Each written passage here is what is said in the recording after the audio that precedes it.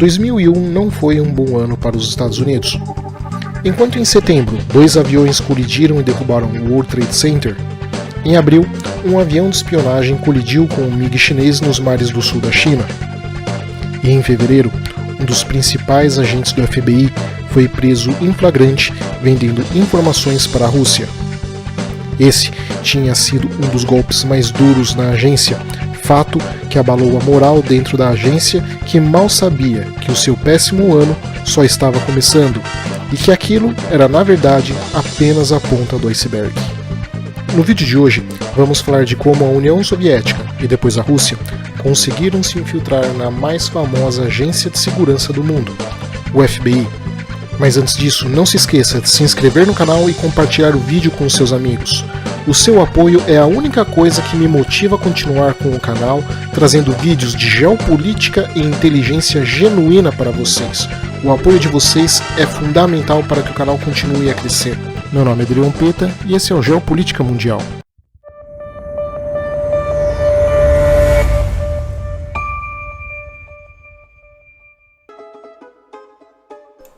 Em 1924, J. Edgar Hoover, um dos fundadores do Escritório de Investigações Federal, o FBI, foi apontado para o cargo de diretor-geral pelo presidente Calvin Coolidge.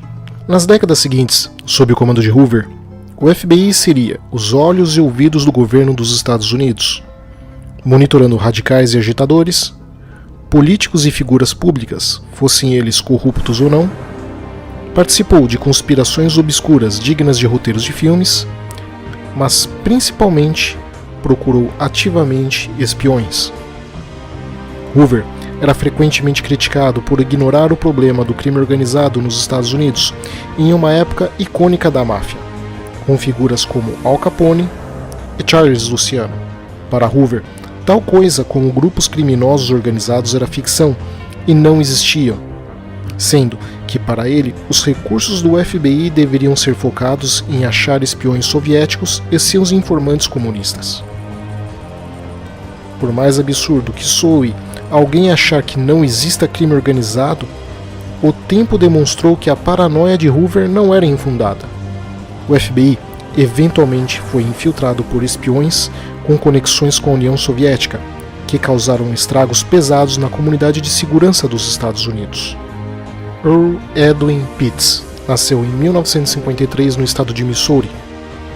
Entre 1975 e 1980, ele serviu no Exército dos Estados Unidos, ingressando no FBI em 1983, trabalhando em escritórios menores até 1987, quando foi designado para o importante escritório de Nova York, e em 1989, quando foi promovido para a classe de Agente Especial de Supervisão na própria sede do FBI em Washington, na divisão de Gerenciamento de Registros, onde ficou pouco tempo, pois logo em 1992 teria outra promoção e transferência para a divisão de Assessoria Jurídica do FBI. Pitts era o agente modelo, eficiente e dedicado, acumulando promoções após promoções, até finalmente chegar na sensível área de ciências comportamentais da Academia do FBI em Quantico, em 1995. Com tal currículo excepcional, ele tinha acesso direto a informações ultra-secretas, como palavras-código para o acesso de informações confidenciais e o acesso múltiplo de supervisão, que lhe davam o conhecimento de informações compartimentadas.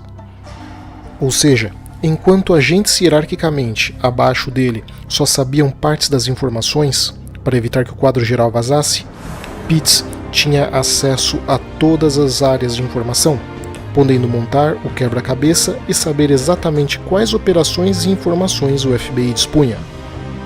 O que o FBI não sabia é que esse exemplar agente, enquanto estava lotado na divisão de Nova York, onde uma de suas funções era a de caçar e recrutar informantes dentro da KGB, na região, em especial entre agentes que eventualmente frequentavam o prédio das Nações Unidas em Manhattan, Pitts passou a vender para a KGB as informações que tinha.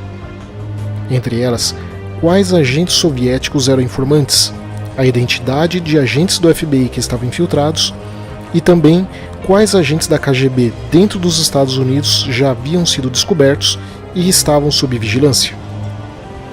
Graças a isso, a KGB pôde remover em segurança centenas de espiões, além de ter eliminado e preso vários informantes. As fontes do FBI estavam sendo varridas uma a uma, e eles nem mesmo imaginavam como. Assim, aos poucos, a contra-inteligência do FBI foi montando o quadro. Percebendo que as informações vazadas tinham como padrão terem passado em algum momento pela divisão de Nova York e depois outras informações também vazadas seguiam sempre o mesmo caminho geográfico que a carreira de Pitts, ficava claro de que ele era a fonte desses vazamentos. Mas a certeza de que Pitts era o traidor só veio com o colapso da União Soviética, que resultou na deserção de Alexander Karpov. Ninguém mais, ninguém menos do que um ex-alto oficial da KGB e que havia sido o próprio recrutador de Pitts. Sabendo disso, o FBI manteve a vigilância sobre Pitts, finalmente prendendo ele por vender informações para o serviço secreto da Rússia. Após a sua prisão, Pitts colaborou com o FBI contando cada detalhe operacional que havia desenvolvido com a KGB da União Soviética e posteriormente com a SRV da Rússia. Quando questionado se ele sabia de outros espiões dentro do FBI, Pitts foi categórico. Ele nunca soube de mais ninguém, mas suspeitava de uma pessoa em especial: Robert Hanssen, chefe supervisor da segurança de informática do FBI. Porém, Robert estava acima de qualquer suspeita e essa acusação vinha de um traidor. Não havia por que o FBI desconfiar de um agente com um histórico tão invejável como Hanssen. Robert Hanssen, nascido em 1944, bacharel em Química, havia trabalhado na Corregedoria da Polícia de Chicago, se juntando ao FBI em 1976, sendo que já em 1977, dada a sua experiência em investigações internas, foi deslocado para a contra-inteligência do FBI. Ou seja, a sua função era a de capturar eventuais traidores e espiões dentro do FBI e do governo dos Estados Unidos. Mas ao invés disso, ele procurou a Diretoria de Inteligência Principal, a GRU soviética. As informações dadas por Hanssen para os soviéticos foram desastrosas. Entre elas estavam listas com espiões russos que vazavam informações para a CIA, fazendo com que o governo soviético capturasse esses espiões e, ao invés de prendê-los ou executá-los, os obrigou a fornecer informações manipuladas ou falsas para a CIA. Na contra-inteligência do FBI, Hanssen aplicou uma série de técnicas e metodologias extremamente inovadoras para a época, elevando a outro nível a vigilância eletrônica e trazendo o conceito de segurança cibernética, algo tido como revolucionário nos anos 80. Em geral, Hanssen era um brilhante agente que era responsável por modernizar o FBI, e a sorte andava ao lado de Hanssen. Com constantes fracassos operacionais que só podiam ser o resultado de outro espião dentro da agência, o FBI iniciou uma série de investigações internas. Porém, como o próprio Hanssen era o chefe da contra-inteligência, a maior parte das investigações não davam em nada. Afinal, em resumo, Hanssen tinha como trabalho achar a ele mesmo. Com o passar do tempo, a própria agência começou a desconfiar de Hanssen, que o transferiu de departamento e passou a investigá-lo. Mas como disse antes, a sorte bateu para Hanssen muito forte, e a União Soviética acabou. Temendo que agora informações sigilosas do antigo Império Soviético fossem vazados, Hanssen cessou todo e qualquer contato com os russos, fato que fez com que as investigações internas não dessem em nada e até mesmo o livraram de suspeitas.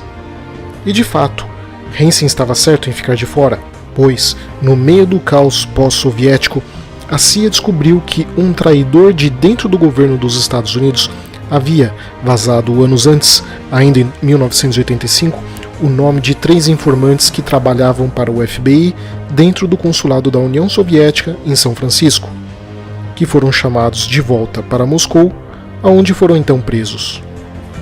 Mas contra todas as chances, um raio pode sim cair 2 vezes ou mais no mesmo lugar, e a sorte sorriu outra vez para Hanssen, pois, apesar dele ter vazado o nome desses 3 informantes, um outro traidor, Dessa vez na CIA, havia vazado esses mesmos 3 nomes meses antes dele, e diferente de Hansen, ele não havia sido cuidadoso o suficiente. Analisando o lixo e seguindo o agente da CIA, Aldrich Ames, o FBI e a CIA conseguiram provas de que ele era o responsável pelo vazamento do nome dos 3 informantes do consulado soviético. Sendo então preso por traição, e o FBI e a CIA, acreditando finalmente terem descoberto seu infiltrado, pararam com as investigações internas. Até que, como mencionamos antes, Pitts denunciou o nome de Robert Hansen. Outras informações coletadas por forças-tarefas conjuntas de FBI e CIA haviam apontado para Hansen, mas como ele, desde o fim da União Soviética, estava sem contato com os russos, nunca foi possível se ter certeza de que ele era um traidor de fato. As coisas começaram a mudar apenas em 2001, quando outras informações também passaram a apontar na direção de Hansen, como sendo o possível traidor. Porém, parecia que de novo Hansen teria sorte, pois em questão de poucos meses iria se aposentar. A força-tarefa das 2 agências então correram para tentar descobrir se Hansen seria de fato tal espião. E como ele havia sido o chefe da contra-inteligência, seria difícil colocar alguém para ficar de olho nele sem que ele conhecesse. A solução encontrada pelo FBI foi a de buscar na academia da agência um recém-formado agente, Eric O'Neill. O FBI então criou uma divisão artificial apenas para promover falsamente Hansen a um cargo inútil, onde poderia ser alimentado com informações controladas e tendo como assessor o novato Eric O'Neill. A façanha funcionou, e a poucos dias antes de sua aposentadoria, Hansen decidiu dar uma última cartada para os russos. Porém, dessa vez, estava sendo observado de longe, sendo preso em flagrante quando colocou documentos secretos num saco de lixo e os amarrou na parte inferior de uma passarela de madeira em uma praça de Washington. Tanto Hansen quanto Pitts admitiram culpa e foram condenados à prisão federal. Pitts foi condenado a 27 anos de cadeia, saindo em 2019 com 66 anos. Já Hansen foi condenado a 15 prisões perpétuas por ter vazado não só dados confidenciais e ultra-secretos da inteligência e da contra-inteligência, mas também do programa espacial americano, do programa nuclear, bem como das Forças Armadas e da segurança cibernética norte-americana. Por hoje isso é tudo, pessoal. Obrigado por terem assistido o vídeo e não se esqueçam de se inscrever, dar o seu like e comentar a sua opinião sobre o vídeo abaixo nos comentários. E não se esqueçam de compartilhar com os seus amigos. O canal precisa muito da ajuda de vocês para crescer, para que eu possa continuar trazendo conteúdo de qualidade para vocês. Obrigado a todos e até a próxima.